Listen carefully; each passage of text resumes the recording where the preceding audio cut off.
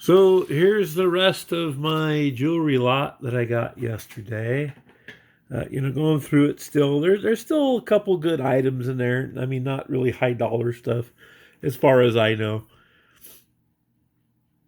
Most of this is like I consider it modern jewelry. I don't really see anything vintage, which is what I know more about, unless it has a maker's mark on it.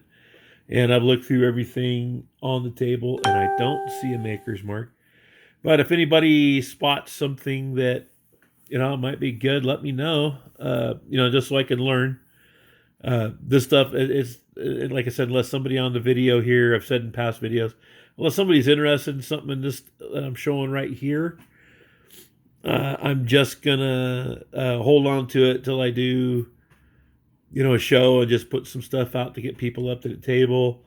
Um, or there's some young ladies in church that might like a few of these things, or sometimes the more inexpensive stuff, like that stuff right there. My wife gives out to maybe little girls and stuff. Well, to little girls, not maybe.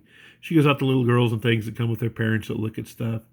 And I do the same thing with Hot Wheels and Beanie Babies and stuff to just kids in general when they come up and they've been good with their parents, letting them look without crying too much and things. Or if they're crying, we give them something to get them interested, and not crying for their parents to enjoy themselves. And anyways, so just a lot of modern jewelry. Now this stuff right here, I am going to put on. I'm gonna test most of it because some of it to me looks like an inexpensive grades of silver. Might not be. Just might be very well carved, but it looks too nice to be. Oh man, what do you want to call it? To be just kind of junky stuff, but this you could put in little lots, maybe $3 or $4 a lot, or $5, depending, on the feeling at the time. There's one piece that has. I'll have to look at that name right side up later on. Then you got some bracelets, baubles, and bangle things here. These are stretchy, which is cool. That's not stretchy. Like saying stretchy. That's a harder bracelet. I mean, I don't think any of these are from the '60s. That was kind of cool. Uh, Pieces like this. This has an elephant on it and some nice glass beads. See, one of the other reasons I buy these is because I might or might not get into making native jewelry, like the chokers. And let me grab one over here. I've got one over here I didn't make, but just kind of sitting around. See, I want to make items like this. And this was made in a more of a, if you can call it a traditional way. See, that's sinew, where I would consider hair pipe bones and stuff, where I would consider that more authentic than on a piece of plastic or something stretchy. I want to try to make items that would resemble older pieces. And see, this is the perfect colors and all this. This isn't for sale yet. I might keep it. Sometimes I wear stuff like this. Sometimes I don't. Kind of like whether it strikes me or not. I'm not much for jewelry, but yeah. So there's some cool pieces, and then back to the beads. When you go online trying to find beads, they're kind of expensive, and I know that some of the stuff on these wouldn't make good native jewelry or even Celtic jewelry, or and that's what we are. We're more Celtic than anything else. Yeah, a lot of Celtic, but anyways, see something like that. Those are probably Czechoslovakian beads. They're not the African beads. African beads look more native than from Czechoslovakia. But I've always liked trade beads in the fur trade era, so jewelry like that. So anyways, when you buy beads, and they're good glass beads, blown like this isn't, I haven't seen any from China. That looks more Czechoslovakian to me. And modern. But you could take this stuff apart and get some nice beads, like this piece here. Like art glass beads. I don't know why I said glassy, but you know what I mean. These are modern, but they're cool, and I don't know if that would fluoresce under a black light or not. And any kind of that uranium type glass I like to get also. But I'm more into 1940s, 1960s and back jewelry. And more of the statement pieces from back then. That's a fake tortoise shell. That's plastic. Items like this. People wear this, obviously, because somebody bought it. And, this one right here with that appears to be Indian, made from India. Or it could be Chinese. But that's, pretty nice looking. And looks like that 4th of July. This piece is Avon. Avon's pretty good as far as just making jewelry that's good to wear. And this one isn't marked Avon, but it's a nice sturdy piece. Doesn't look like it's going to come apart. This, I believe, is from the 60s with the bow on it. Stretchy. It's got a bow. I believe it's 60s or 70s right there. I'm still looking up stuff because when I was looking up a few other things, it's more bangles right there. Those are lucite. As I've checked them all for being Bakelite, I was hoping, or Bakelite. I was hoping they'd be Bakelite.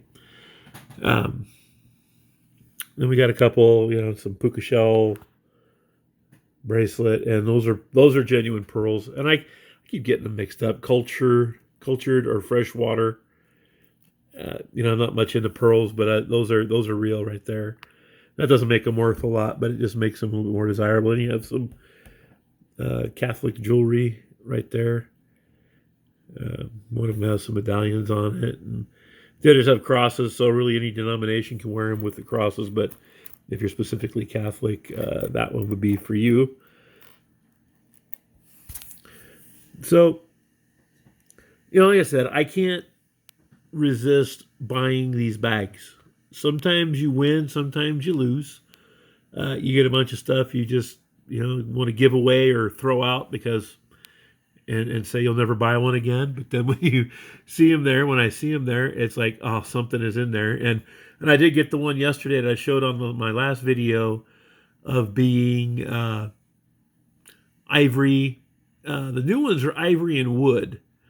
And just doing some checking on what I have under a magnifying glass. My little, where'd it go? I hope I didn't lose it. My magnifying glass here. You can get these on Amazon. One of the best things I invested in. It's got a regular LED light that has black lights in it. This is more for examining money, but it's turned out invaluable for jewelry because I can carry that in my pocket. And as long as I can get it on a piece sideways, I can see the name. And really good piece. And I have other jeweler's loops, some older ones I've had since I was a kid, because I was always going to deal in gold jewelry when I was a kid, but I could never figure out how to get the money when I was 10 or 11 and younger. 8 through 11, I wanted to be a gold jewelry dealer. That just didn't work out, of course. Slightly. I mean, I still do deal in it, but it's not as often and not as large as I would like to. And maybe that's something I could fix this year and do more gold and silver exchanging. That's a nice piece. It's not signed, but I think it's nice. I mean, certain type of people wear these, I mean, not meaning that in a bad way. Just there's people that like this kind of jewelry, costume jewelry, and I think it always looks nice when ladies wear it. Of course, I prefer gold and silver, but I know I can't afford to buy gold and silver like this. This would be This would be expensive if it was silver. But anyways, yeah, if anybody sees something they want, just contact me. It'll be around for a while. I'm not going to put that much of it up on public trade. Oh, and these are like one piece you just wrap around your wrist. And that's some more of my brother's stuff in there. I got to get on eBay and pictures of. And there's one box I'm going to buy from him. It's an ammunition box from World War II. Unless someone wants to pay me what that's worth, then I can give them the money. But yeah, keep looking for other videos. I'm going to have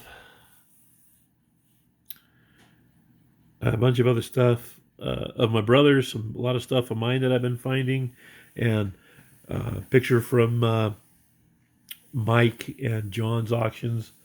I keep buying lighters. For some reason, I'm obsessed with cigarette lighters. I got to slow down a little bit on those because I got them piled everywhere. And then I got my good ones that I'm selling for my brother. His. They're not mine, they're his. But anyways, nice items. And thanks for watching. Sorry for rambling on a little bit and pausing here and there. But ooh, look at the shiny little fake diamonds in there. So anyways, thanks for watching as always. I appreciate each and every one of you. I thank you for watching, and I really appreciate the ones who comment and I can talk back to. And that should be it. Until next time, we'll see you on down the road.